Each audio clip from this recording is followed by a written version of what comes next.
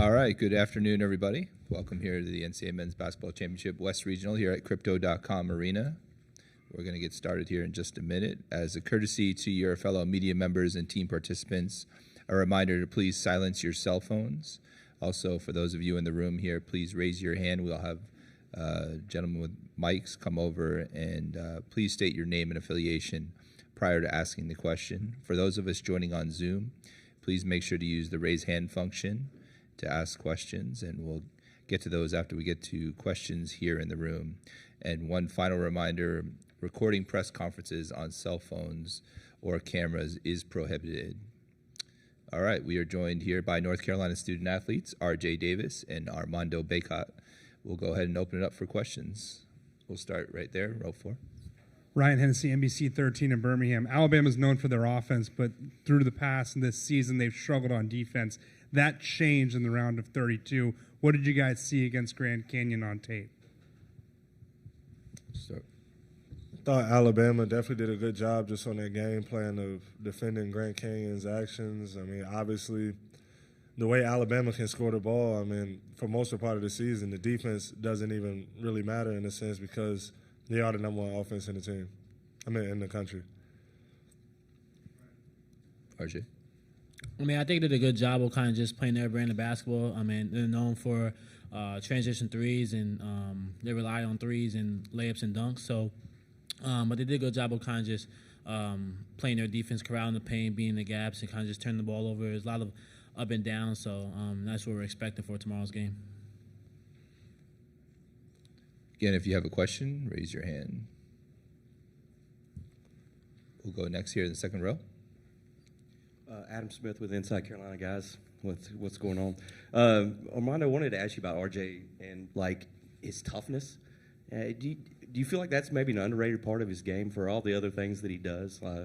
Some of the beatings that he takes and that he plays through?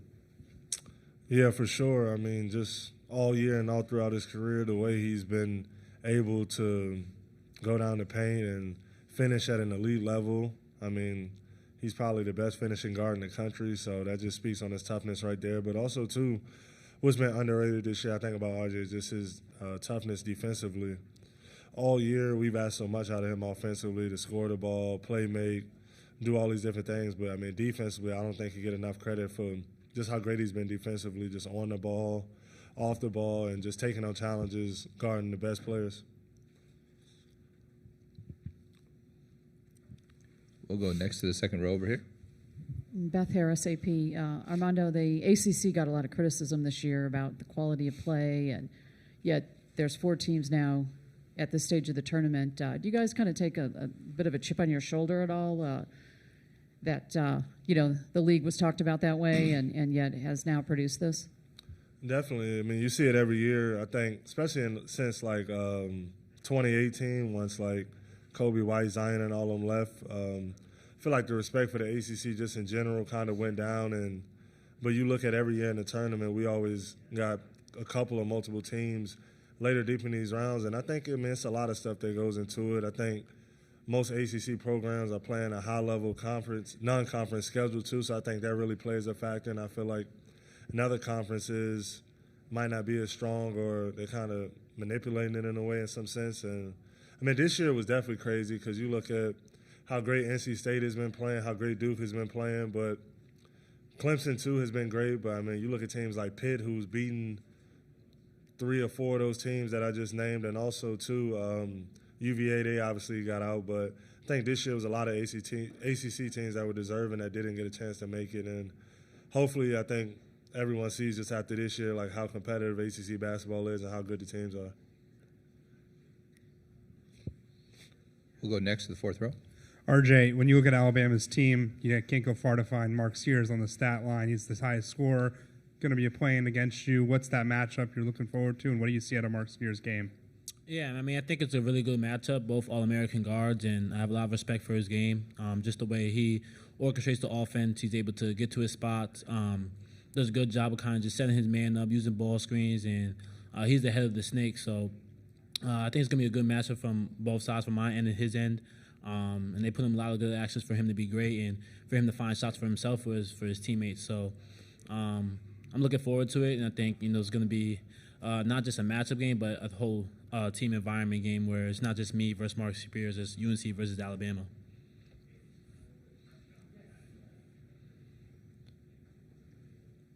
All right, reminder to raise your hand if you have a question.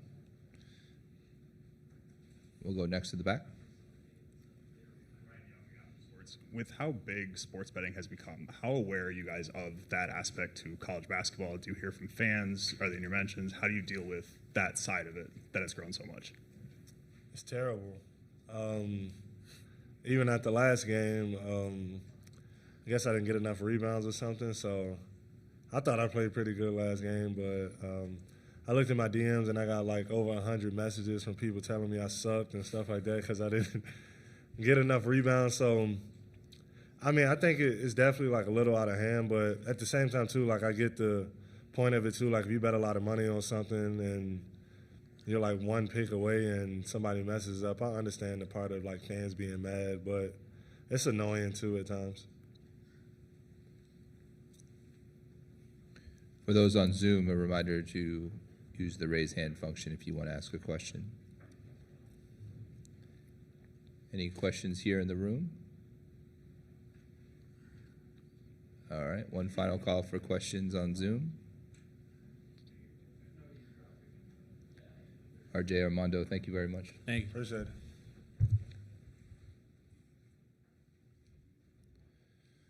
North Carolina head coach Hubert Davis will join us at 3:20.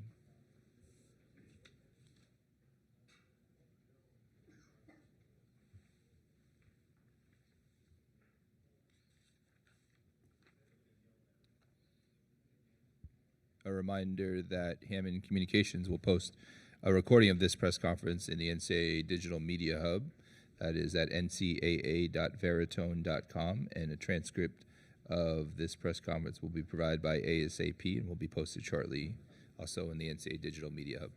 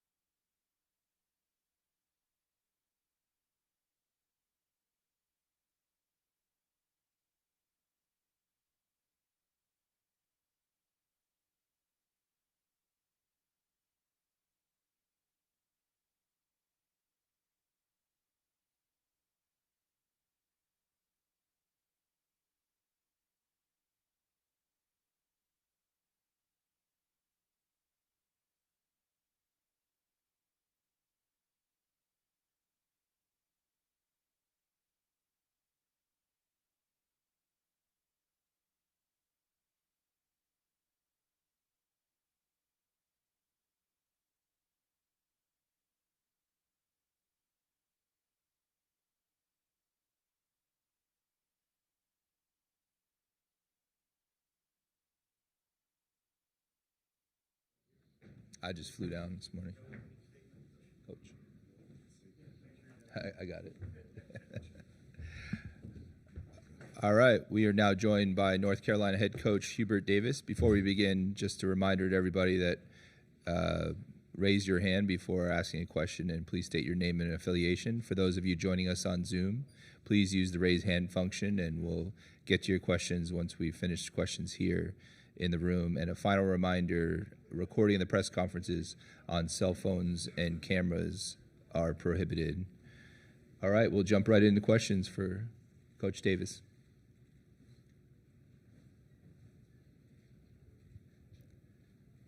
Let's start in the back. Coach Ryan Hennessy, NBC 13 in Birmingham. When you think of Alabama, a lot of people think of their football program, but basketball is really starting to roll since Nate Oates has been here. What is your take on it when you look from afar? And I know you played them in the past, and now they're at the Sweet 16 again. Yeah, I mean, Coach Oates has done a terrific job at Alabama. He's a great coach, and his teams have been consistent every year. From a defensive standpoint, tremendous athleticism. They can get steals and deflections, great rebounding team.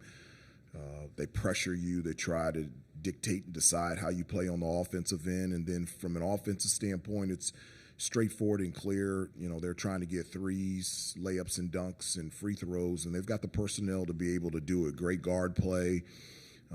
Size at the 4 and the 5 positions that can shoot threes and can finish around the basket. So they propose a lot of problems and challenges for you, but we're really excited about the challenge of playing them tomorrow night.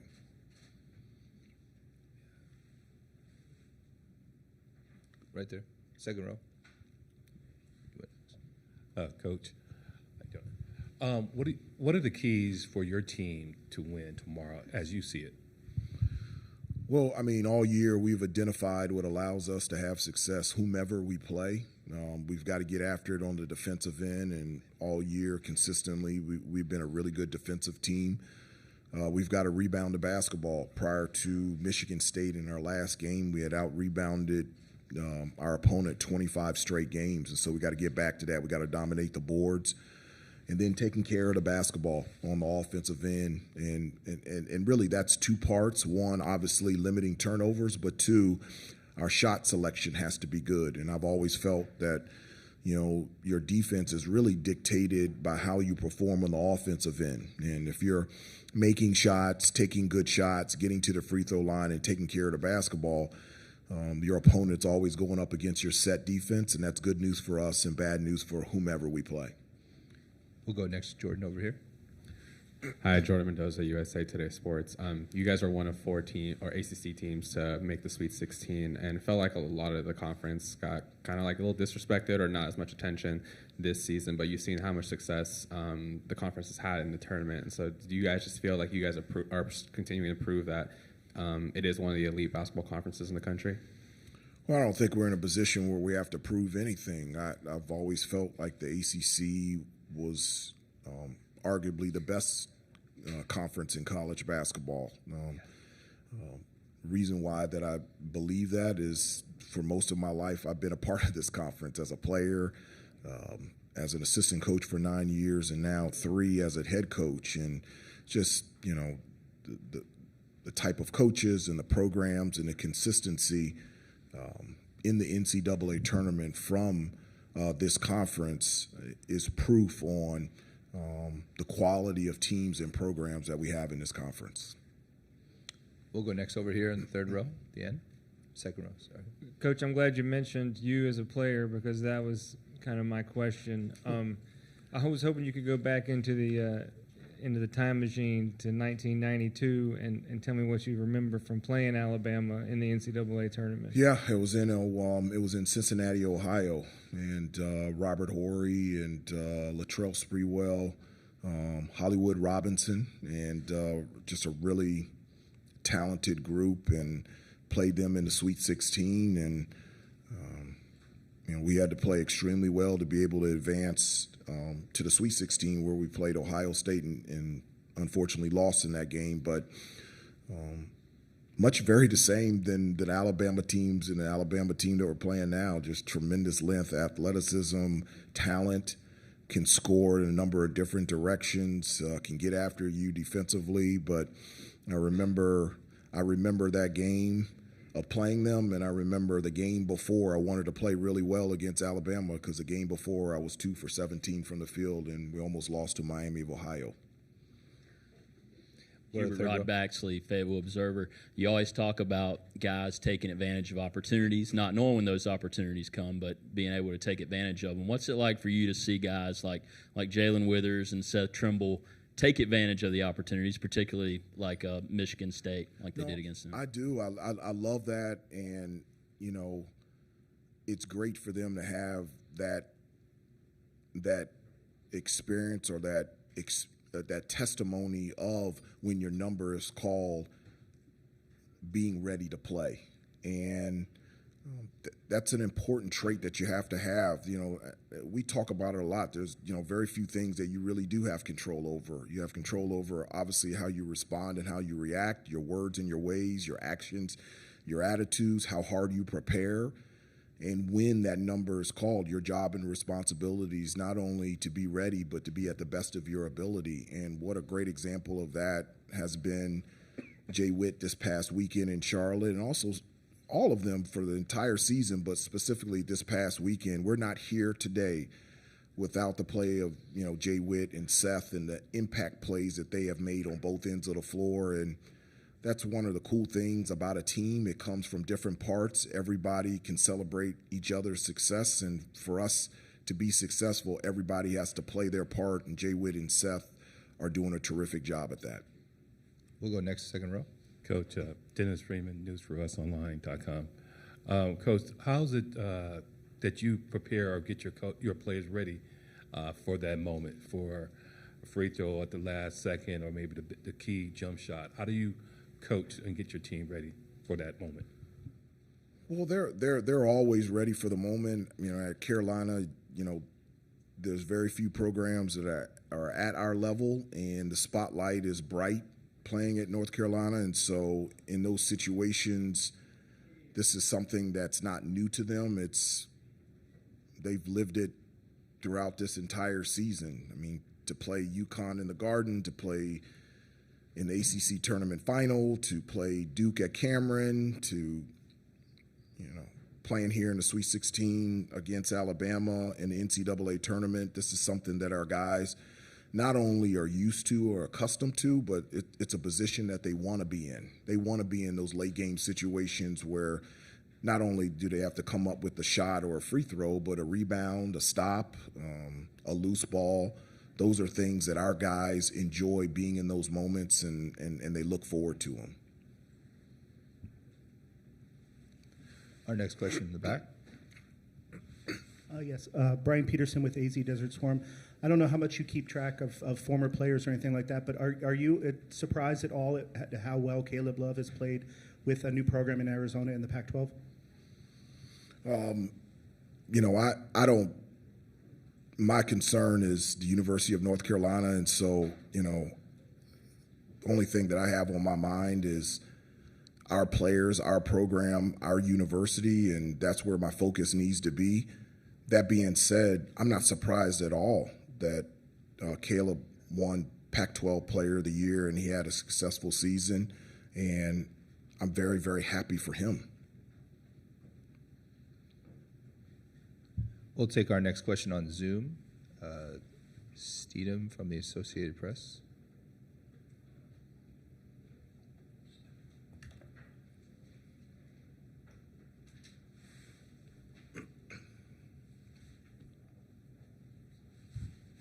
Can you hear us? There we go. There we go. Yes, good afternoon, Coach. AP Stedham of AP and Kelly, as we see it, syndicated radio. Coach, what surprised you about your team this year on offense and defense? I don't think anything has surprised me about this team at all. For us, offensively, we wanted to be better this year at, being more efficient on the offensive end. We wanted our pace to really dictate and be our identity on the offensive end. I feel like we have, in terms of the way that we transition from defense to offense and trying to be as fast as we can from free throw line to free throw line. really proud of the team and their full commitment to what has allowed these guys to be successful is defending, rebounding, and taking care of the basketball. And, it's just we clearly identified it at the beginning of the year, and for us to have success and we have a full commitment and buy-in by all 14 players in those areas in order to give us a chance to be really good. Do we have any other questions in the room here?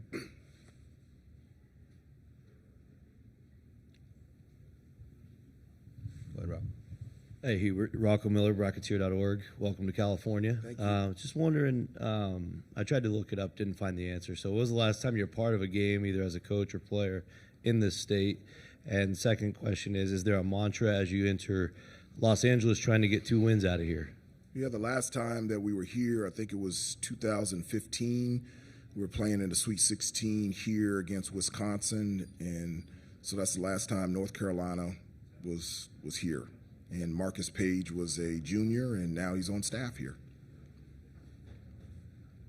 What was the second part? Is there a mantra, coming into California to get 2 wins? No, not at all. I mean, once the bracket for the NCAA tournament came out, I did the same thing that Coach Smith did for us when I played at Carolina, and the same thing that Coach Williams did when he was head coach. We break apart the tournament in parts, and I said, as of right now, we've been invited to the Charlotte tournament, and if we're fortunate enough to win 2 games, they'll invite us to the Los Angeles tournament, and so that's what we're in now.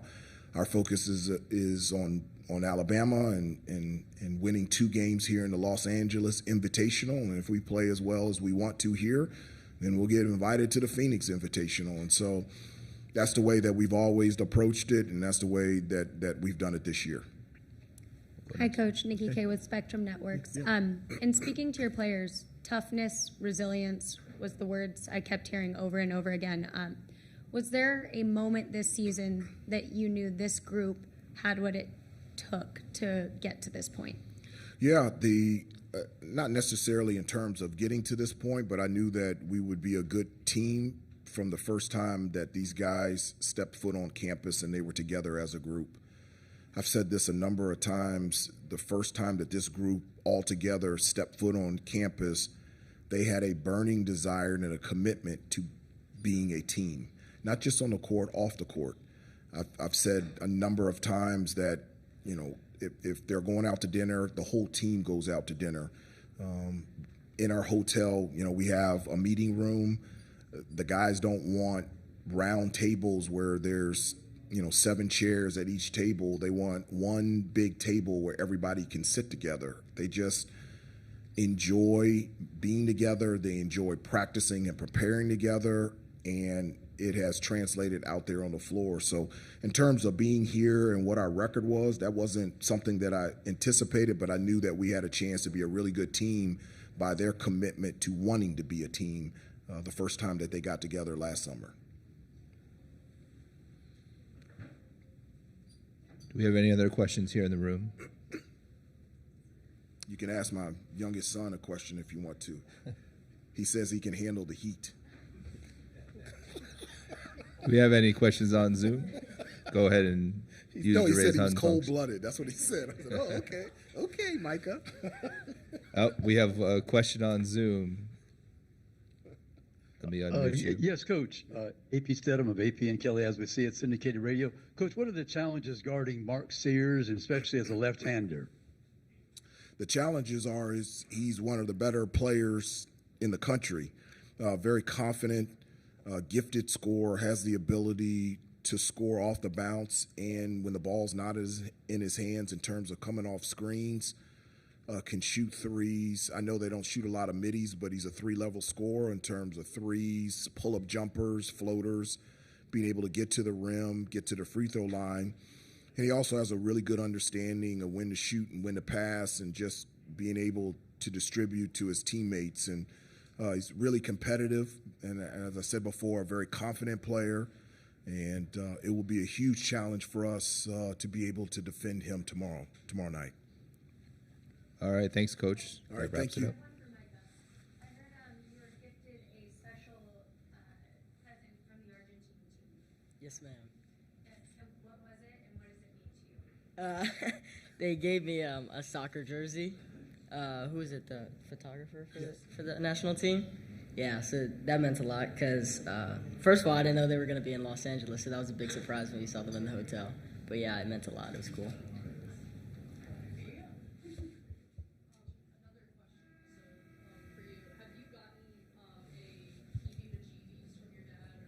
Vajeebies, that's an everyday word. That's an everyday word in the household.